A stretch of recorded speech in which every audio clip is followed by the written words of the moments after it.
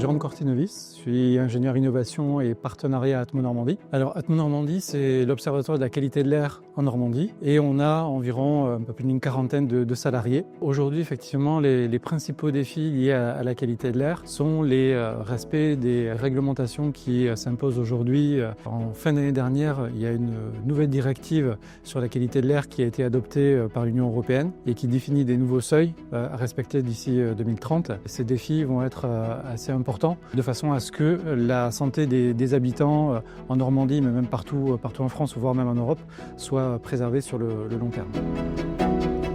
Outre au sein d'Atmo Normandie, le fait de surveiller la qualité de l'air en temps réel au quotidien, nous avons développé en fait une compétence depuis environ une trentaine d'années sur le sujet des odeurs. Et pour ça, en fait, on essaie de s'appuyer sur un certain nombre de partenaires. L'opportunité que nous avons eue aujourd'hui avec l'INSA de pouvoir créer ce challenge pour faire connaître le sujet des odeurs comme étant un sujet de qualité de l'air, un sujet de bien-être, de santé des populations, était vraiment une belle opportunité pour nous. Et ça nous a permis aussi de faire connaître la méthode que l'on porte donc depuis de si nombreuses années, qui s'appelle le langage des nez, de pouvoir apporter ces éléments-là un peu explicatifs de façon à ce que ces étudiants-là puissent prendre conscience des enjeux autour de la pollution de l'air et des odeurs en particulier, donc briques que nous avons apportées nous directement à Atmo Normandie.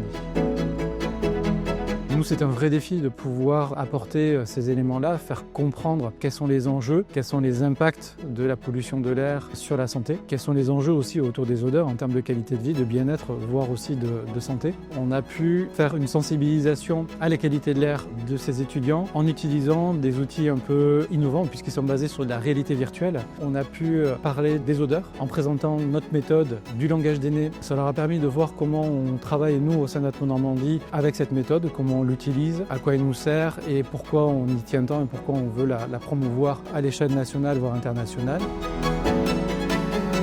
On a eu cette opportunité de faire rencontrer deux mondes, à la fois entre des utilisateurs et des étudiants qui sont complètement novices, et donc c'était vraiment intéressant pour nous de faire rencontrer un peu ces deux mondes-là.